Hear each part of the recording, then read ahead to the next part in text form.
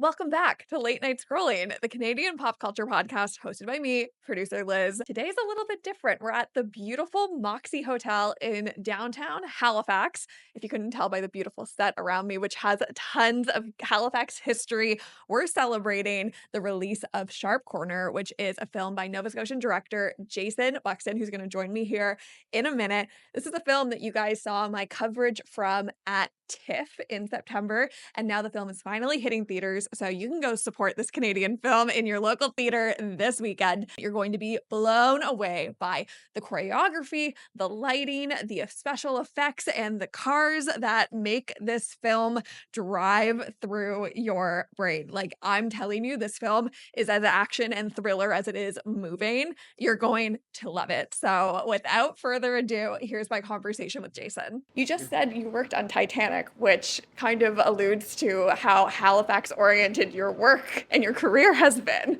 Yeah, it's true. It was actually my first ever job in film business, and I was a camera assistant trainee, and I was, thrust into the center of filmmaking on that very intense 3-week portion of the shoot in Halifax. That's incredible. That was capped off by an angel dust experience on seafood chowder, for those who know about that. Were you involved in that snafu? I was patient number one. I was the first one to go to the hospital. Oh my God, that feels like a scoop. But also, what a way to enter into the film industry with that experience. You must have developed some resilience from that's carried you. I did. My second day was 22 hours, and I thought, I don't want to be in this business. You know what? That's fair. I'm glad that you stuck with it. Yeah, well, thank you. Things leveled out, and it was a great experience, really, to be thrust into it. And then to be a camera assistant really helped me understand what everybody does on a film set. It just gave me that just understanding that helped me be a director and not have sort of the anxieties of not knowing what everybody does. Yeah, absolutely. Especially when you're working on smaller crews in Nova Scotia and you're trying to make a lot happen with, I know budgets can be tight shooting here. I'm sure that, finding ways to work quickly and efficiently with the people that you have is something that you experienced on probably Blackbird and Sharp Corner. Yeah, well, a little bit more on Blackbird. We were like a tenth of the budget that we had on Sharp Corner.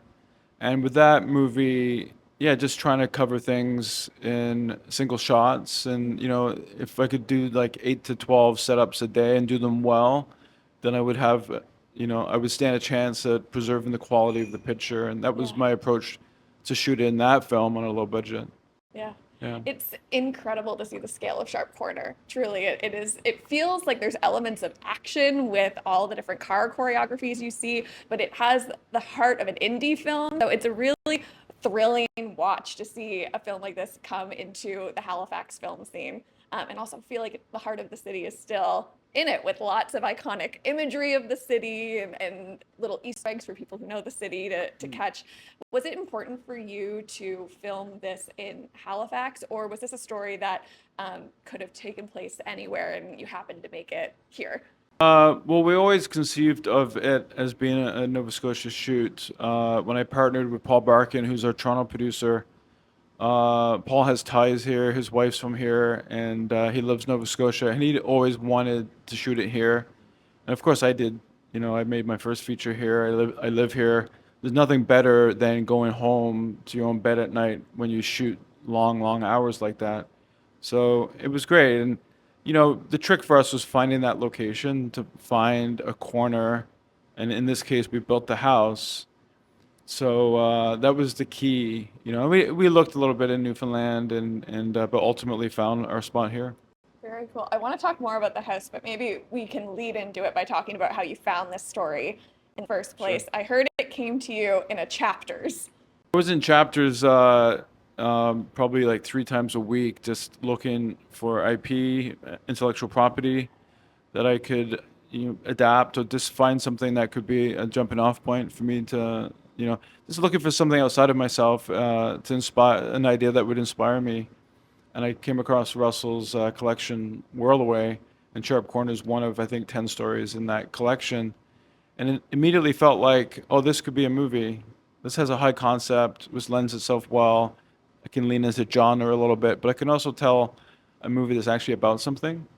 And so it was a nice sort of covered all that ground for me. Something I love about that story is I feel like one, it's relatable to folks going to chapters a few times a week, taking a walk around and looking at all the incredible Nova Scotia stories that they have. But it's also relatable in the sense of people in Nova Scotia finding stories that can be shot here. It doesn't take a big Hollywood idea or a big out of body experience. You can find stories in your local bookstore and find ways to adapt them here. And I think that that might be inspirational for folks looking at this film. Yeah, well, at the time I was looking for Canadian stuff. A lot of our funding is Canadian, and I was thinking like I should really try to see what's out there, and Canadian novels and short stories. And I wasn't aware of Russell until I came across his book, and it turns out that his agent lived just about 40 minutes away from me on the South Shore. Wow.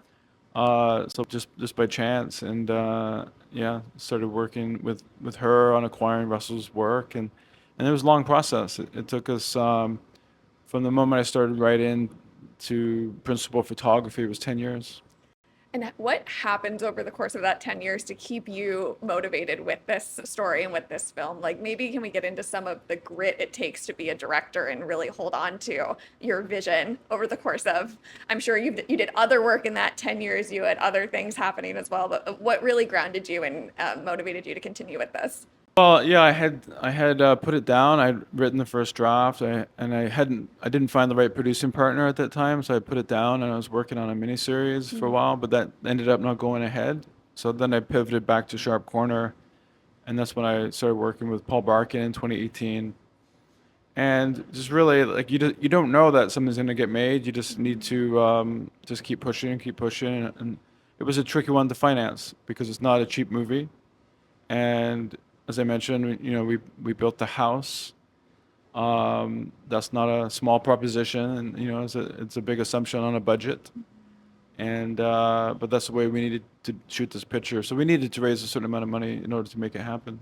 And I think when you say build a house, it's important to talk about that and actually talk about what it meant to build the house for the movie. Because it's not just building a house the way viewers might think about you're building a house to live in. You're building a house to shoot in, which means it's not a traditional house. You have tech that you're building into it. You're making things wide enough for cameras and crew to go in and out. So can you share with us, can we get into the tech details of what went into this structure and some of the bells and whistles that went into actually creating space for your shots?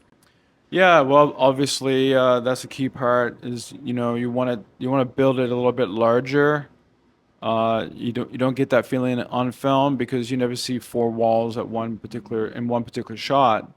And so, just to have that space for the camera and some of the crew, you want to build it a little bit larger. And so it had that scope. We also had walls that we could fly out to get the camera. For example, there's a scene with the little boys in the bathtub with Cobie's washing his hair. And one of the walls was designed to be removed so we can get the camera on the other side of the bathtub. So all those kinds of things. We had film wiring in the walls. It wasn't plumbed. It wasn't it wasn't it wasn't a house by any traditional standard. It was like a set on location basically. And what it allowed us to do is shoot our exteriors and interiors all on one location and tie them in ways that you can't do traditionally if you shoot your exteriors on location and then you shoot your interiors in a studio, as is the case with a lot of Hollywood films. Absolutely. There were two shots with the house specifically that I wanted to hear more about from you. One is when they're moving into the house and you have this moment of Ben Foster walking through the front door and through some of the rooms and ultimately ending up in his son's room. It seems like that might be done in one shot or is meant to make us feel like we're walking through the house with him. But could you talk about how you shot that sequence specifically? Yeah, well, looking there, it's a wraparound shot, so it's almost like a 260-degree turnaround, or maybe like a 200-degree turnaround, so that we can see this family move into the house and see them take it in for the first time, see the excitement, for the boy, the 6-year old son. Yeah, and just really sort of take in the space because, the house is a character in the movie. And so it was very important. And that was a tough setup. several hours to shoot that one scene. A lot of moving parts, and the kids running around just timing different aspects of it. But yeah, important to establish the first shot in the house, to establish the house in that way. It really moved me. Specifically, I caught the lighting in that sequence, felt very honest. You had the darkness of a hallway that wouldn't necessarily get the natural light versus the front door being so lit with those huge windows in their front room. What was the lighting choreography for that scene? Were you turning things on and off as the cast was moving around, or was it like one like lit sequence that you were able to just move your cameras through? We tended to light the whole space. Yeah.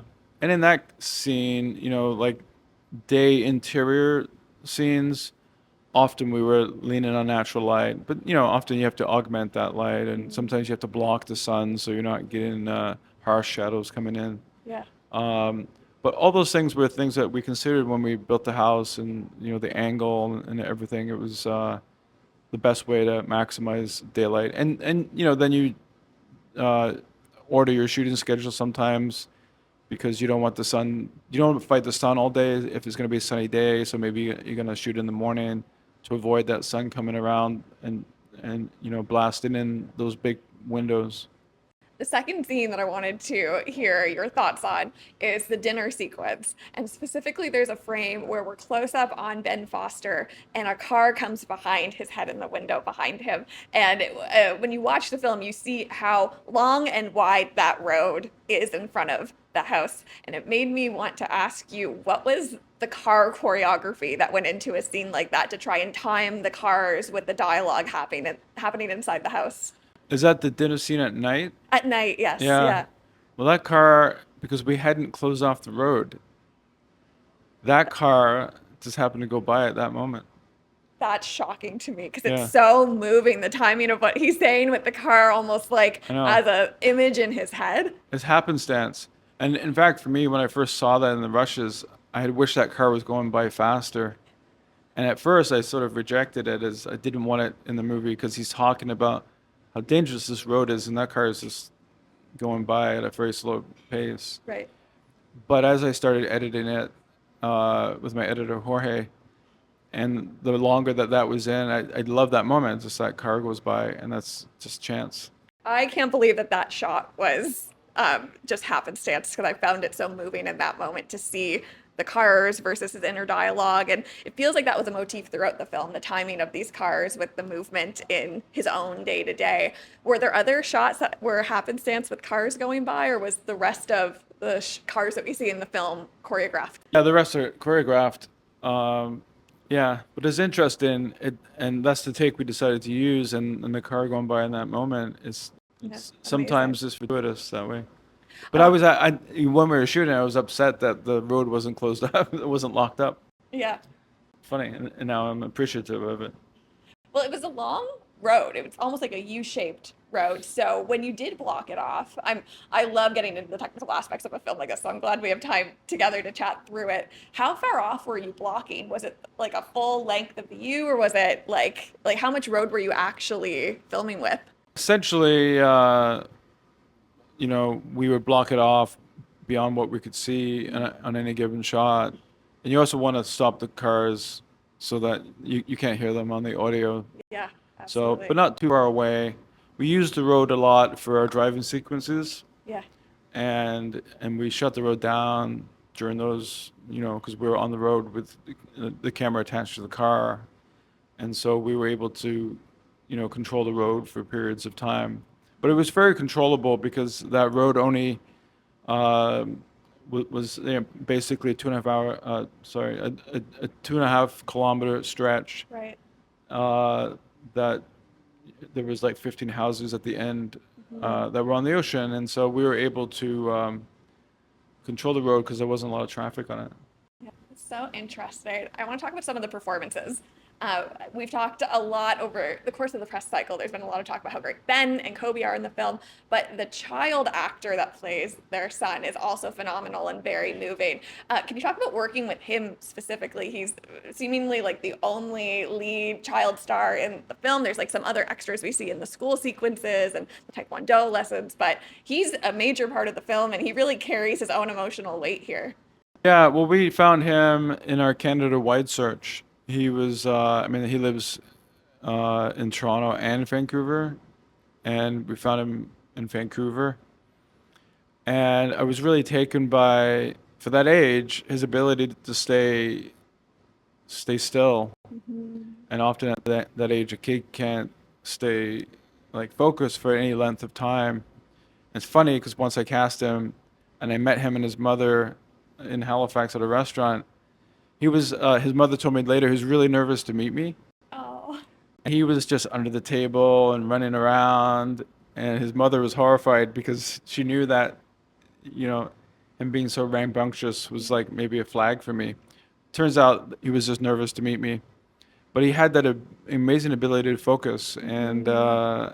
yeah, and listen. I mean, that's the key thing. And I really leaned on Ben and leaned on Cobie because they're the ones that he has to pay attention to and engage with. So, really, you know, a big part of the directing of William was Ben and Cobie as well. That's so fascinating, and it's nice to hear that everyone kind of helped shape his performance and was a part of that. Yeah, he was a joy every time he showed up on set because he was so excited to be there, and it just, you know, the set gets more gentle and more generous and protective, and it just makes for a nicer environment when you have a child actor there. Absolutely, absolutely. And it seems like he must have been a joy outside of all the anxiety we see on screen. We can see the levity from him as well. Oh, absolutely. He was so heartbroken when he shot his final Oh, scene I on bet. his final day. And there's a scene actually where he's constructing these blocks. He's building a tower, and we let it roll because we wanted him to accomplish the goal, and and he did. And then he was so happy, and then he was wrapped. So Oh, that's so yeah, sweet. he really wanted to achieve get that tower all the way constructed to the top. It was funny. That's beautiful. I'm excited to see his career now as well, because I'm sure he'll go many far places from this film too. Yeah, I mean, he already had a couple credits, and it's crazy. Like he's had a number of credits before he was even 6 years old, and he had only turned 6 years old. I think a week before, 2 weeks before we started shooting. That's impressive. Yeah, That's incredible. One to watch for sure. This film was nominated for Canadian Screen Awards, so congratulations on that. We do a lot of coverage here about the Canadian Screen Awards on the podcast. It's a big deal to see Halifax films get to that level, and I think it's important for Halifax filmmakers to see that you can create and shoot films here and that they can be nationally recognized. Are you coming to the Screen Awards? Will we see you in Toronto? Oh, I'm not sure yet. I mean, there's also the Nova Scotia Screen Awards Yes. that are at the same weekend. Um, yeah, I'm not sure. Also a phenomenal weekend to celebrate Nova Scotia Yeah. film. What does it mean to you to be a part of the Nova Scotia film community and see this film go to theaters? It's great. I mean, I've been here, like I mentioned, since Titanic. So what is that? That's Just yesterday. coming up on 30 years ago. We have great crews here, and we have a really great infrastructure. There was some challenging times in 2015 with the tax credit issues, but we've built it back, and it's very strong, and it's a nice quality of life. And unlike Toronto, you can get to all the different locations, within a short time. It's much less of a slog, Yeah. to make movies on location in Nova Scotia than other parts of the country. And you get all kinds of weather here, which we did see all four seasons in Sharp Corner, but you only shot the film in 30 days. So I feel like that's impressive of itself. Yeah, and you get all kinds of weather on any particular day. You'll get all kinds of weather.